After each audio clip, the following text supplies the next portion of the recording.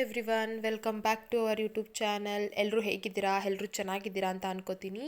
ನಾನು ಚೆನ್ನಾಗಿದ್ದೀನಿ.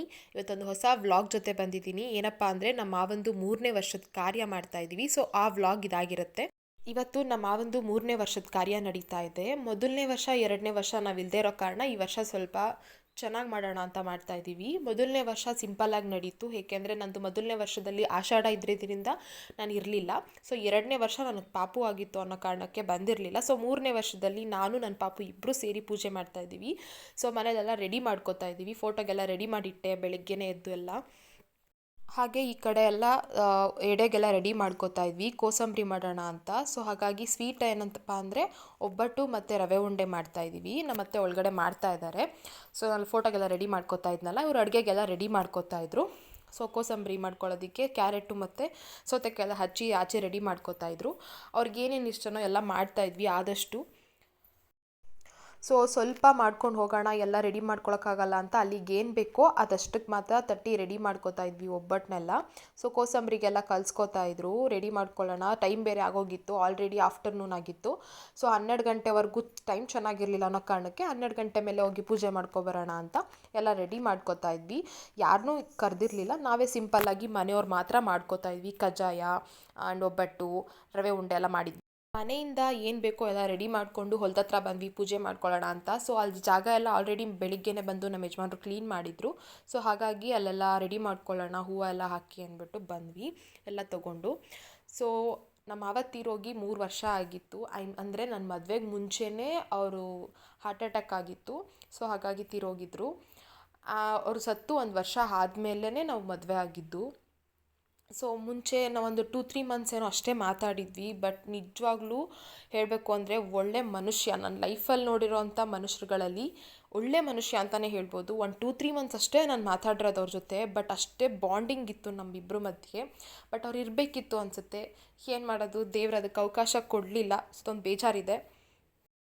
ದೇವರು ಒಳ್ಳೆಯವ್ರನ್ನ ಬೇಗ ಕರ್ಕೋತಾನೆ ಅಂತಾರಲ್ಲ, ಅದಕ್ಕೆ ಅನಿಸುತ್ತೆ ನಮ್ಮ ಮಾವ ಬೇಗ ಹೋಗ್ಬಿಟ್ರು ಅನ್ನಿಸ್ತು.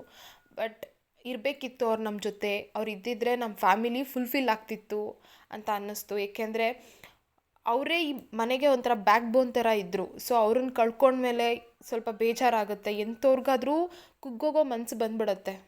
ಆದ್ರೂ ಅವ್ರು ನಮ್ಮ ಜೊತೆ ಇದ್ದಾರೆ ಅನ್ನೋ ಫೀಲಲ್ಲೇ ಬದುಕ್ತಾ ಇದ್ದೀವಿ. ನಮಗೂ ನಾನು ಬರೀ 2-3 ಮಂತ್ಸಿಗೆ ನಾನು ಅವ್ರ ಜೊತೆ ಅಷ್ಟು ಬಾಂಡಿಂಗಲ್ಲಿದ್ದೀನಿ. ಅಂಥದ್ರಲ್ಲಿ ಫ್ಯಾಮಿಲಿ ಮೆಂಬರ್ಸ್ ಇನ್ನೆಷ್ಟು ಬಾಂಡಿಂಗಲ್ಲಿರ್ತಾರೆ.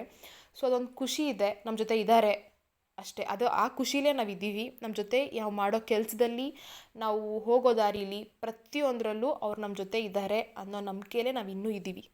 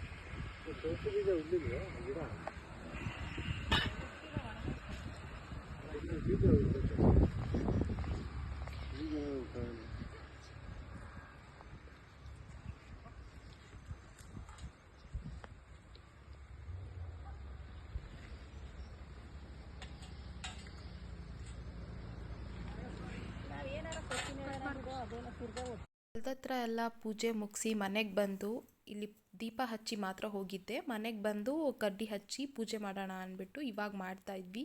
ಸೊ ಇಲ್ಲೂ ಕೂಡ ಮಾಡಿದ್ದನ್ನೆಲ್ಲ ಅಡುಗೆ ತಿಂಡಿ ಎಲ್ಲ ಇಲ್ಲೂ ಎಡೆ ಥರ ಇಟ್ಟಿದ್ವಿ. ಸೊ ಮನೆಗೆ ಬಂದು ಪೂಜೆ ಮಾಡ್ತಾ ಇದ್ದೀವಿ. ಇವಾಗ ಅಲ್ಲಿ ಮುಗಿಸಿ ಇಲ್ಲಿಗೆ ಬಂದಿದ್ದೀವಿ.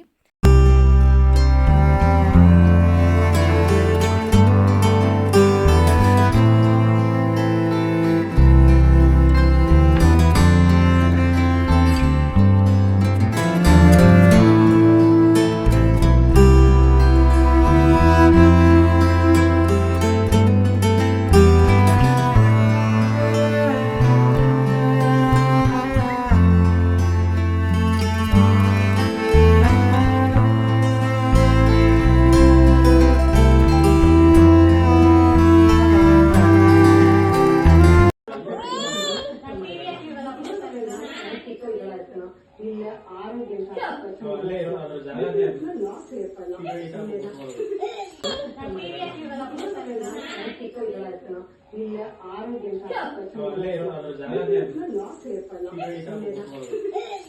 ಐ ಹೋಪ್ ಈ ವ್ಲಾಗ್ ಎಲ್ರಿಗೂ ಇಷ್ಟ ಆಗಿರುತ್ತೆ ಅಂತ ಅನ್ಕೋತೀನಿ. ಇಷ್ಟ ಆಗಿದ್ದರೆ ದಯವಿಟ್ಟು ಲೈಕ್ ಮಾಡಿ, ಶೇರ್ ಮಾಡಿ, ಕಮೆಂಟ್ಸ್ ಮಾಡಿ ಆ್ಯಂಡ್ ಸಬ್ಸ್ಕ್ರೈಬ್ ಮಾಡ್ಕೊಳ್ಳಿ ಆ್ಯಂಡ್ ಸಪೋರ್ಟ್ ಮಾಡಿ ಅಂತ ಹೇಳ್ತಾ ಈ ವ್ಲಾಗ್ನ ಇಲ್ಲಿಗೆ ಎಂಡ್ ಮಾಡ್ತಾ ಇದ್ದೀನಿ. ಮತ್ತೆ ಇನ್ನೊಂದು ಹೊಸ ವ್ಲಾಗ್ ಜೊತೆ ಬರ್ತೀನಿ. ಅಲ್ಲಿವರೆಗೂ ವೆಯ್ಟ್ ಮಾಡ್ತಾಯಿರಿ.